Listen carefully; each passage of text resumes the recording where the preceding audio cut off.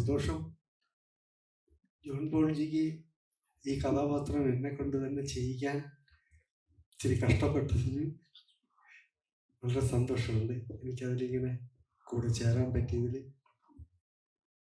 അത് എന്നെ സംബന്ധിച്ചും കുറേ പടങ്ങൾ, കുഞ്ഞു കുഞ്ഞു പടങ്ങൾ, ഇങ്ങനെ വലിയ വലിയ വേഷം കിട്ടും. അതൊക്കെ ഷൂട്ടിംഗ് തീരുമ്പോഴേ അവരുടെ ആവേശം തീരും. അപ്പോൾ പലരിലും എത്താതെ പോകും. അപ്പോൾ അത് ഒരു സിനിമ ഉണ്ടാക്കുന്നതിനപ്പുറം അത് ഉദ്ദേശിക്കുന്നത് എന്താണോ അത് കാഴ്ചക്കാരിൽ എത്തിക്കുന്നത് വരെ അവർ അതിനുവേണ്ടി പ്രയത്നിക്കുന്നു എന്നുള്ളതാണ്.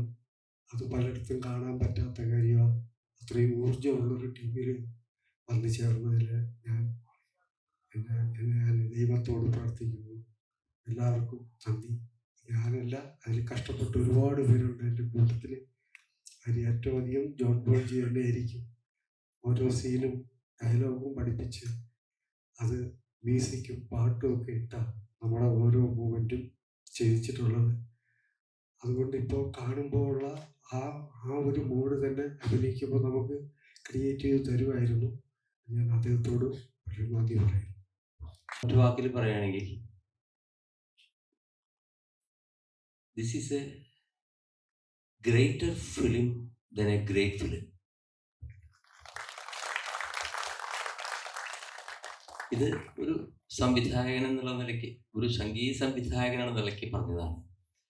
ഒരു പ്രേക്ഷകൻ എന്ന നിലയ്ക്ക് ഞാൻ സിനിമ കണ്ടു തുടങ്ങിയപ്പോൾ ഇത് എവിടേക്കാണ് പോകുന്നതെന്ന് ഒരു പിടി കിട്ടുന്നില്ല. ഒരു കിണർ ഉള്ള ഒരു ഫ്ലാറ്റ് എന്നൊക്കെ പറഞ്ഞ് എനിക്കൊന്നും അറിയില്ലേ സിനിമയെ കുറിച്ചിട്ട്. അങ്ങനെ കണ്ട് കുറച്ച് കഴിഞ്ഞപ്പോൾ സിനിമയിലേക്ക് കയറി ഇന്റർവെല്ലായപ്പോൾ എനിക്ക് ഭയങ്കരമായിട്ട് ഇഷ്ടപ്പെട്ടു പടം. പക്ഷേ എൻ്റെ മനസ്സിൽ ഒരു സംശയം ജനിച്ചു പെട്ടെന്ന്. കാരണം not the kind of cinema, but പ്രമേയം കൊണ്ട് സിനിമയ്ക്കുള്ളിലെ ഒരു സിനിമാ കഥ എന്നുള്ള നിലയ്ക്ക് പല വർഷങ്ങൾക്ക് മുമ്പ് ഞാൻ വർക്ക് ചെയ്ത ഒരു സിനിമ ഉദയനാണ് താരം. അയ്യോ, അപ്പം അതുപോലെയൊക്കെ എന്തെങ്കിലും. Nothing happen. It totally twisted into different, വേറൊരു ദിശയിലേക്ക് കഥ, തിരക്കഥ ജോൺ കൊണ്ടുപോയി. അത് ഇതിനു മുമ്പ് കാണാത്ത ഒരു ദിശയാണ്. അപ്പൊ പെട്ടെന്ന് കാണുമ്പോൾ നമുക്ക് ഇതെവിടേക്കാ പോണെന്ന് മനസ്സിലാവും. പക്ഷെ മനസ്സിലായി വരുമ്പോഴാണ് ഇത് സിനിമ എന്താണെന്ന് അവസാനിക്കുമ്പോഴാണ് മനസ്സിലാവുന്നത്. So it was A great effort from the director. ഒരു മുൻവിധിയും വെച്ചിട്ട് ഈ സിനിമ കാണാൻ പറ്റില്ല. സാധാരണ ഒരു സിനിമ കാണുന്ന എല്ലാവരും പ്രേക്ഷകർക്ക് ഉണ്ടാവും, ഒരു സിനിമ എങ്ങനെയായിരിക്കണം എന്ന് വിചാരിച്ചിട്ട് പോയി കാണും. പല അഡ്വർടൈസ്മെന്റും ഇതിന്റെ ട്രailer കണ്ടിട്ട് ഒന്നും മനസ്സിലാവില്ല. സിനിമ മൊത്തം കഴിയുമ്പോഴാണ് it is A great film എന്ന് നമുക്ക് മനസ്സിലാവുന്നത്. ഇനി ഇതില് everything was perfect, everything was great. പക്ഷെ എല്ലാത്തിലുപരി പറയേണ്ടത് നമ്മുടെ എൻ്റെ സുഹൃത്ത് ഇന്ദ്രൻസ്. ഞങ്ങളൊക്കെ ഏതാണ്ട് ഒരേ കാലത്തല്ല, എന്നെക്കാളും ജൂനിയറായിട്ട് വന്നേന്ന് തോന്നുന്നു. പക്ഷെ എങ്കിലും മാർവലസ് ജോബ്. ഇനിയൊരു പകരം മറ്റൊരാളെ കൊണ്ട് ഈ റോൾ ചെയ്യാൻ പറ്റുമെന്ന് എനിക്ക് തോന്നുന്നില്ല. അതിന്റെ ക്രെഡിറ്റ് ഇതിന്റെ സംവിധായകനും കൂടിയുണ്ട്, അദ്ദേഹത്തിനെ കൊണ്ട് ഇത് ചെയ്യിച്ചത്. മേ ബി ഇന്ദ്രൻസ് ഇത് ആദ്യമായിട്ടായിരിക്കും ഇത്രയും ഗഹനമായിട്ടുള്ള, വ്യത്യസ്തമായിട്ടുള്ള ഒരു കഥാപാത്രം ചെയ്യുന്നത്. പിന്നെ കൂടുതലൊന്നും പറയുന്നില്ല. എനിക്ക് നമ്മുടെ ജോൺ പോളിനോട് ഒരു അഭിപ്രായ വ്യത്യാസമുണ്ട്, ഒരു ശത്രുത ഫീൽ ചെയ്യുന്നുണ്ട്. എന്തിനാണെന്നറിയുമോ? ഈ ജോൺ പോൾ സ്ഥിരം ചെയ്യുന്നവർ എൻ്റെ കൂടെ വളരെ നന്നായിട്ട്, എനിക്ക് വളരെ ഹെൽപ്ഫുൾ ആയിട്ടുള്ള ഒരു ഫ്ലൂട്ടിസ്റ്റ് പയ്യനുണ്ടായിരുന്നു, വിഷ്ണു. അവനെ പിടിച്ച് മ്യൂസിക് ഡയറക്ടറാക്കി. പിന്നെ അവൻ എനിക്ക് ഫ്ലൂട്ട് വായിക്കാൻ പറ്റാണ്ടായി. ഇപ്പൊ 2 കൊല്ലമായിട്ട് 10 കൊല്ലത്തിലും മേലെ എൻ്റെ കൂടെ കീബോർഡ് വായിച്ചിരുന്ന പാഷനേറ്റ് മ്യൂസിഷ്യൻ, ഭയങ്കര ഡെഡിക്കേറ്റഡ് മ്യൂസിഷ്യൻ, അജീഷ് ആൻഡോ.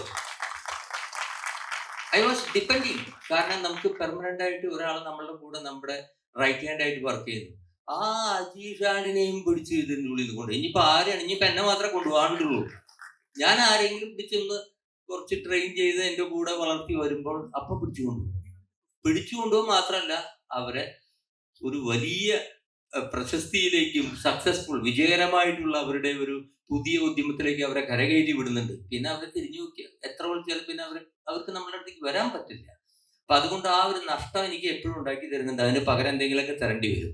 അത് ഈ അവസരത്തിൽ പറയുകയാണ്. ഇത്രയൊക്കെ ഉള്ളൂ. It is A great film. John, this will be his third victory. I think he has done only 3 films. First one, Guppy, then Ambili.